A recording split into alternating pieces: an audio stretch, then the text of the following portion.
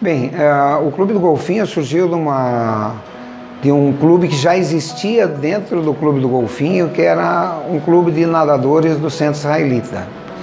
E isso foi uma ideia do Berek Krieger, que idealizou um clube de natação, especificamente de natação competitiva dentro do Brasil.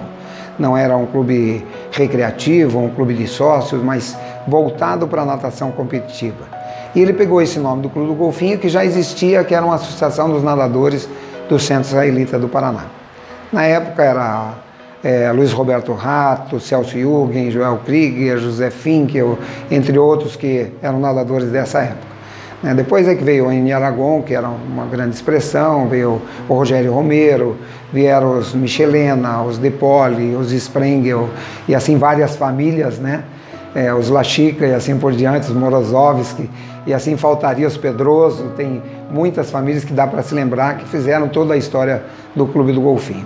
Mas começou em 1975 e na época o técnico se chamava Paulo Afonso Flores Falcão, o Paulinho, né? E nesse ano também veio um argentino, que era o Carlos Fernandes, que foi a grande mola propulsora do Clube do Golfinho, que organizou nos moldes como o clube funcionou. E o Carlos, como tinha uma formação da Alemanha, ele colocou lá na estrutura que foi construída lá na Cruz do Pilarzinho, uma metodologia colocando o nome de peixes aos diferentes níveis. Então era sardinha, betara, peixe-espada, tubarão, e depois quem estava na equipe chamava golfinho, né? O clube começou inicialmente os seus trabalhos na piscina do Centro Israelita, no Centro Cívico, uma piscina de 25 metros. Isso em meados de 75, e em dezembro de 75 passou lá para a sede do Cruz do Pilarzinho. O arquiteto foi o Dr. Kozo Kassai, né, que tinha os filhos nadando também, que era o Dilson, o Wilson e o Hamilton Kassai, eram os três meninos, né? E quem o assessorava em quase todas as coisas era o Osamu Fukuda. O Fukuda tinha a Márcia, que era nadadora também, começou a nadar bem cedo. As três piscinas que foram construídas pelo Kassai, né, que era uma piscina pequena em frente à cantina, uma outra com degraus para aprendizagem e uma de 10 raias de 25 metros. A de 50 metros foi construída mais tarde somente, né? O Clube do Golfinho funcionou com instalações assim que foram meio improvisadas em termos de vestiário, eram madeirites com umas tubulações de PVC, né? Mas a ideia principal era fantástica. E o Berek era um grande empreendedor, além do Carlos, que fez a parte metodológica e que dividiu a equipe em diversos níveis. Ele trabalhava com a equipe principal e nós tínhamos vários outros professores trabalhando na parte de aprendizagem e de aperfeiçoamento para chegar a um nível de competição. Dessa época também é o professor Jaime Luiz Amaral Pacheco, que depois fundou a Escola Popeye, né? Tinha o Marcos Vindice, que depois fundou uma escola junto com o Tito lá em São José dos Pinhais, tinha a Luci Maricontin, depois o João Alberto Liparotti, várias expressões da natação paranaense começaram lá no Clube do Golfinho também, né? Relembrando então, com relação ao professor Carlos Fernandes, que era o diretor técnico, ele era um argentino que teve a sua formação lá em Buenos Aires e mudou para a Colônia. E em Colônia era considerada uma das maiores instituições de ensino. Eu tive a oportunidade de conhecer uma escola com mais de 7 mil alunos, uma escola de educação física, com 17 institutos de pesquisa e considerada na época uma das 3 melhores escolas de educação física do mundo. Era a escola de Moscou, a de Leipzig, também na antiga Alemanha Oriental, e a escola de Colônia, que era a Deutsche Sportschule Köln. O Carlos, então, saiu da Argentina e fez uma especialização lá. Ele foi fazer como se fosse uma pós-graduação. E lá ele conheceu a Anne-Marie Miller, que tinha sido minha colega de turma aqui em Curitiba, fazendo curso de educação física. A Anne-Marie terminou seus estudos no Rio de Janeiro e depois mudou para a Colônia. E lá ela conheceu o Carlos Fernandes. Quando ela voltou, casou na Argentina e casou aqui no Brasil, e também trouxe o Carlos a tiracolo, e o Carlos foi apresentado ao Clube do Golfinho, né, e se tornou praticamente o técnico principal e quem organizou toda a estrutura do clube, né? Quanto tempo o Carlos ficou? O Carlos ficou 2 anos, tanto quanto eu, porque eu condicionei a minha permanência no clube à permanência dele no clube também. Depois ele mudou e foi levado pelo Cid Romanó, quando o Berec fez a rescisão do contrato de trabalho dele, ele foi contratado pelo clube curitibano, que era o oponente principal na natação paranaense, era o Atletiba da época, né? A minha história com o Clube do Golfinho, que é um clube que me marcou muito e que eu sempre tenho uma lembrança muito afetiva, assim, porque era um trabalho muito gostoso, muito intenso, começou ainda no Centro Israelita, quando o Berec me convidou para trabalhar com as crianças menores. Então eu trabalhava com as crianças de 6 a 10 anos e comecei a trabalhar em agosto de 1975 no Centro Israelita do Paraná. Daí no dia 5 de dezembro de 1975 foi feita a inauguração do Clube do Golfinho lá na Cruz do Pilarzinho. E a primeira aula do clube fui eu quem dei às 8 horas da manhã do dia 5 de dezembro de 75. E os nadadores que nadavam ali, que ainda eram betara e que depois foram para peixe-espada e tubarão, né? Eram sardinha, betara, eram nadadores que depois tiveram uma carreira bastante brilhante, como é o caso do Dado Borel, que na época tinha 6 anos, o Hamilton Kassai, o Cláudio Scroque, a Márcia Fukuda, os irmãos de Poli, né, o Fúvio e depois o Eduardo de Poli. Então tinha muita gente, a Cristiane Pinheiro Machado, o José Pinheiro Machado, tinha muita gente, a Ana Vitória Branco e as suas irmãs, todos eles nadaram nessa época, né? Então era muita gente para a gente lembrar, assim, né? Mas o Clube do Golfinho tem uma história que ela não pode ser esquecida, ela faz parte da memória da natação brasileira, né? E hoje a gente estamos em 2017 e detonando lá praticamente nesse campeonato, 17º Campeonato Mundial de Natação Master, o Oscar Monteiro, que é daquela época, ganhou 100 costas, também fez segundo no 50 costas, 50 no 50 borboleta, né? Então, nadadores de expressão. Outro nadador que também eu gostaria de citar é o Antônio Carlos Paula Soares, o Barney, né, que era um senhor nadador de 1.500 metros, né, ele também tem uma história bastante grande no Master, né, e hoje ainda convive com o Joel Krieger nas travessias e no projeto de fazer o Canal da Mancha, né. Então o Barney, ele tem uma história muito bonita também na natação paranaense. Várias outras pessoas, os Borer, que a gente pode citar, que moravam lá em Campo Largo e que iam diretamente para lá, os Vogts, o Cali, o Arre e o Fred, né, e vários outros, né, a família Michelena, que foi muito forte, a família de Poli extraordinária, com o Fulvio, Eduardo, Alice, Alberto, são muitos, né, a memória talvez me falhe aqui, né, isso, a Thaís, né, Thaís.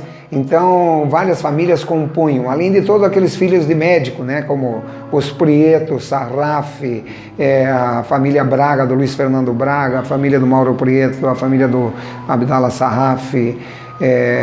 Então, são várias pessoas assim que compuseram, além dos japoneses, né, os Kassai, os Fukuda, né, que os Oda, também tinha a família Oda, né, que também eram japoneses, que também tiveram no Clube do Golfinho. Então o Golfinho tem uma história muito bonita que ela não pode ser esquecida. Após o período do Carlos Fernandes e do Léo, depois teve o Wilson Asturiano, que foi nadador brasileiro, que teve uma passagem no Golfinho também bem interessante, veio o Reinaldo Quadros. Reinaldo Souza Dias, né? E o Reinaldo, ele veio do interior de São Paulo e assumiu o Clube do Golfinho. E o clube curitibano, na época, também trouxe um técnico baixinho, também fantástico, que se chamava Glauco Putomati. E aquelas rixas que existiam, aquela brigarada toda, teve um período de trégua, assim, um período de paz muito interessante, porque o Reinaldo e o Glauco, como estavam vindo do interior de São Paulo, né, o Glauco de São José dos Campos e o Reinaldo, não lembro qual a cidade dele, e começaram a trocar informações e fazer um trabalho participativo, cooperativo, para elevar a natação do Paraná, né? Isso era 1980, né? E foi bem interessante essa passagem dos dois aqui. Hoje o Reinaldo Souza Dias, ele, depois que foi para o Flamengo, teve uma passagem pelo Minas, ele acabou indo para Lima, no Peru. E a última vez que eu encontrei com o Reinaldo num voo e também num sul-americano foi em Lima, quando ele estava voltando para o Brasil. Né? Mas lá em Lima, ele fez um trabalho maravilhoso também com a natação, em todos os níveis, desde crianças até ao Master. E tinha um técnico também, eu não posso deixar de citar, que não era do golfinho, mas que trabalhou no Clube Curitibano, era uma pessoa muito forte, mas era uma pessoa muito doce, que é o Marcos Chaibem. O Marcos Chaibem foi técnico do Clube Curitibano, depois foi para Lima, no Peru, também junto com o Reinaldo, que trabalhavam em campos opostos, mas fez um trabalho maravilhoso e acabou voltando para Curitiba. Daí fez uma cirurgia de redução do estômago e acabou falecendo em função disso. Foi uma comoção dentro do Clube Curitibano, porque ele era um técnico muito querido. Então tem histórias e histórias assim, que o Reinaldo se encontrou com o Marcos lá também, e um era do golfinho, o outro era do Curitibano. Aos 37 anos, praticamente, eu não tinha tempo de treinar, né? Eu sabia nadar, mas não competia, né? Eventualmente brincava com essas crianças lá no Clube do Golfinho, fazia 25 metros, né? E como era só tirinho curto, não treinava nada em termos de melhorar uma resistência aeróbica, a gente só fazia tiros curtos. E as provas das crianças eram 50 e 100 metros, então eram provas curtas. E eram muito rápidos, eles eram muito rápidos. Toda essa criançada que eu citei eram, assim, excepcionais, né? Tem a família Gomel também, que eu esqueci, do Flavinho Gomel também, esse pessoal também era muito forte. A Priscila Grokoski, todo o pessoal que veio depois. Bem, daí em 1985, a Cristiane Sprengel me convidou para uma brincadeira dentro do Clube do Golfinho, que dividiam os pais, os nadadores, ex-técnicos, professores, para algumas provas de natação, onde somavam seus pontos. Era as cores do golfinho, uma equipe vermelha, uma equipe azul e uma equipe branca. E ela me convidou para nadar uma competição, e eu não competia, eu não sabia nem o tempo que fazia, porque eu não estava muito ligado em participar das competições. Mas acabei nadando lá com uma série de pais, né? E me surpreendi até porque fiz 27 e 30 no 50 livre, respirando uma vez só, né? A partir dali, como eu recebia alguma correspondência dos Estados Unidos e da Alemanha, eu comecei a comparar o meu resultado com o resultado dos alemães e americanos nas competições de Master deles. E o Master começa a partir de 25, dividido de 5 em 5 anos, até 100 ou mais, né? E em 1985 começou a natação Master, 84 começou a natação Master no Rio de Janeiro, que na verdade começou em 1970 nos Estados Unidos. Mas o Valdir Mendes Ramos, que é da Universidade do Rio, acabou indo para os Estados Unidos, tomou contato com a natação Master lá e trouxe para o Rio. Fizeram as primeiras competições lá e o primeiro brasileiro saiu em 1984. Em 1985, um nadador que tinha passado aqui na escola e também nadou comigo no Cefet, que era um engenheiro, ele mora em Santa Catarina, é o Jorge Herbert Maierle. E o Jorge nadou em 85 um brasileiro no Rio. Em 86 o Jorge disse: ele tem um Master. Master, o que é isso? Não, competição assim e tal. Daí que eu me interessei. E nesse ano, em 86, foi feito o primeiro campeonato mundial de Master em Tóquio, no Japão, em julho. E eu tomei contato disso a partir de agosto. Em novembro eu nadei o meu primeiro brasileiro, que foi o terceiro ou quarto brasileiro, que foi no Esporte Clube Corinthians. E nadou o Manuel dos Santos, que tinha sido recordista mundial de 100 livre e que foi terceiro lugar na Olimpíada de Roma, em 1960.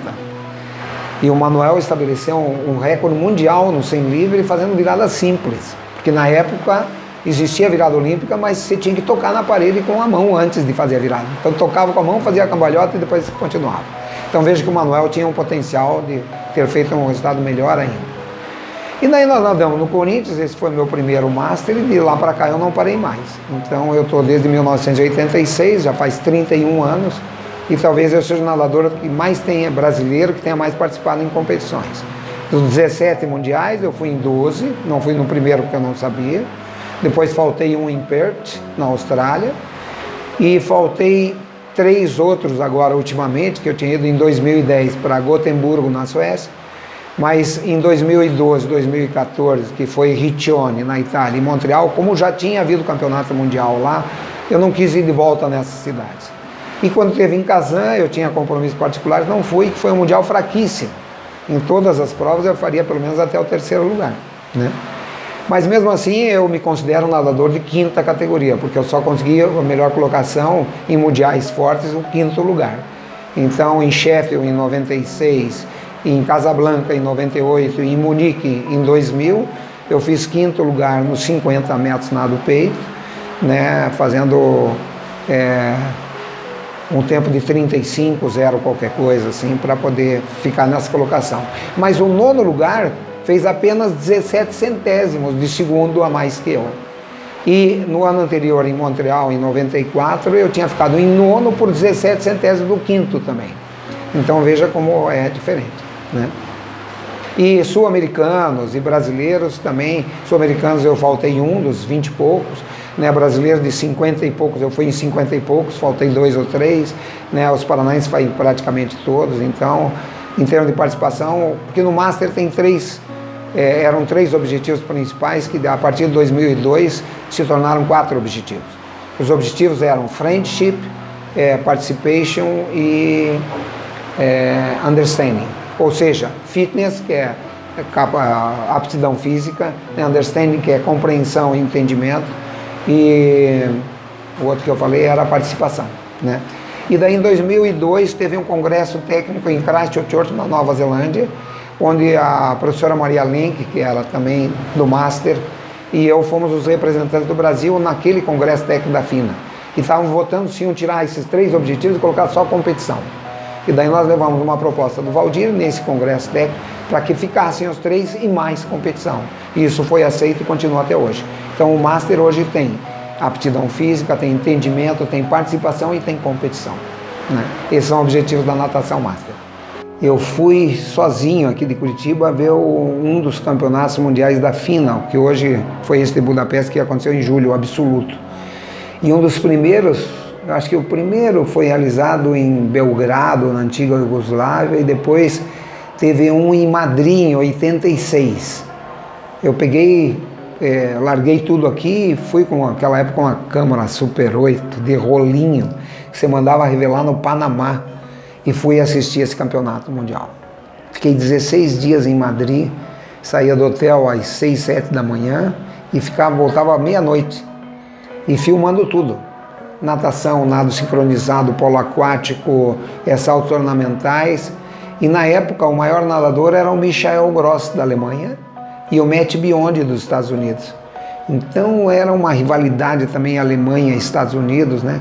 E todos esses grandes nadadores estavam lá desfilando, e eu filmei todo mundo que eu podia, né? O pé do Matt Biondi eu tinha que fazer quase uma panorâmica, assim, porque o cara tinha um pé desse tamanho, era um pé de poata, né? A envergadura do Michael Gross, que era considerado o albatroz, era imensa, assim. O cara não cabia na raia quase a coisa. E era um senhor nadador, porque quando eu fui em 84 para a Alemanha, eu saí de Colônia e fui ver uma competição em Dortmund, depois fui ver uma outra em Munique, que já tinha tido a Olimpíada, né? Isso foi em 84 que eu assisti, e o Gross comandava toda a equipe dele, que era de uma cidadezinha pequenininha perto de Frankfurt, era Offenbach. E ele era um agitador, alegre, assim. O cara era recordista mundial do que ele nadava praticamente. O 200 borbola ele fazia para 1,50 e pouco naquela época, né, em 84. Daí quando chegou em 86, que foi esse campeonato em Madrid, estava o Gross lá outra vez. E a imprensa espanhola desceu a lenha no Gross, porque ele era um cara que não atendia a imprensa, que era boçal, que nada, o cara, gente finíssima. E jogaram toda a glória para o Matt Biondi antes da competição. Primeiro dia, prova 200 livre, o Gross só cozinhou o Matt Biondi. 50 passou junto, 100 passou junto, 150 ele passou junto com o Matt Biondi, que era o campeão mundial, né, o americano.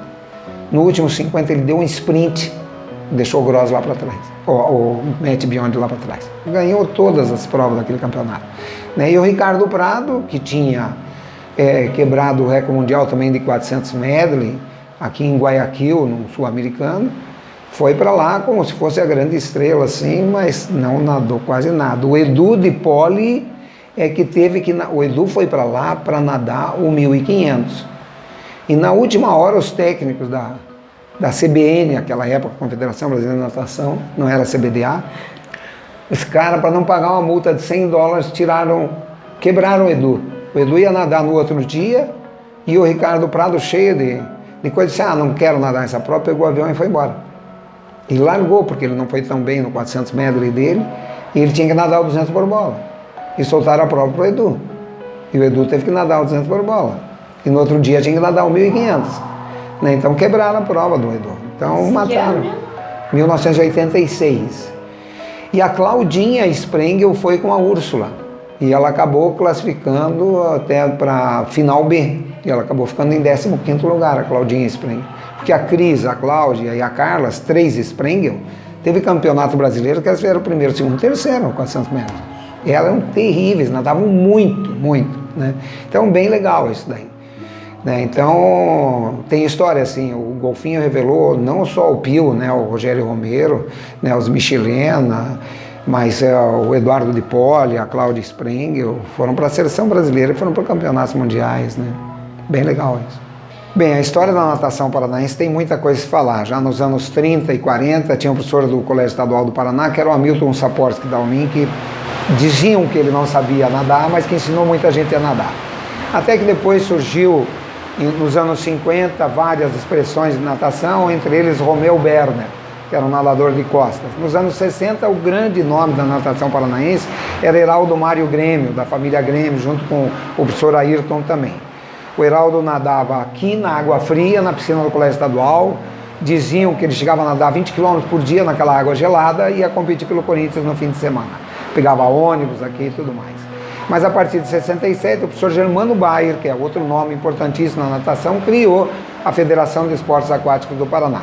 Que antes a natação era administrada pela Federação de Atletismo. Né? E em 67 começou toda essa história da natação paranaense com o professor Germano Bayer. Chegou até a colocar um projeto de 3.000 juvenis nadando. Hoje a gente não tem um número nem perto disso na natação paranaense, nem em muitos lugares no Brasil. Né?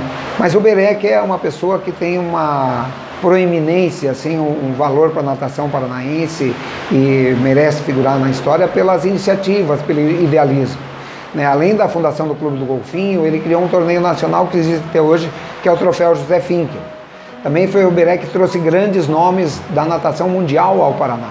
Lá no Clube do Golfinho, em 75, ele trouxe o Dr. James Kalsman, que era simplesmente o maior técnico de natação do mundo, o técnico do Mark Spitz.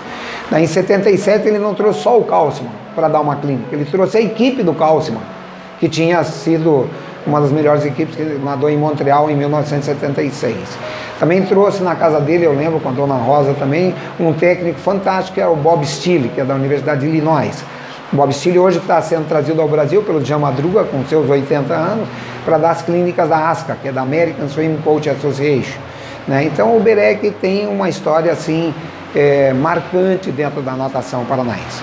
Depois do professor Germano Bayer, quem o substituiu na federação foi o Dr. Adam Paulo Kossobuts, que era um médico da Escola de Educação Física.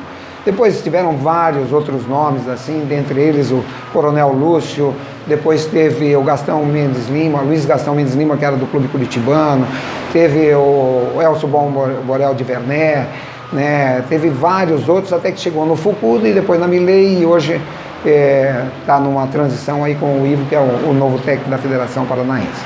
Então, um pouquinho o resumo da história da federação, assim, né, que também já chegou a ser uma força dentro da natação brasileira, além de Rio, Minas e São Paulo, que são expressões como o Rio Grande do Sul também.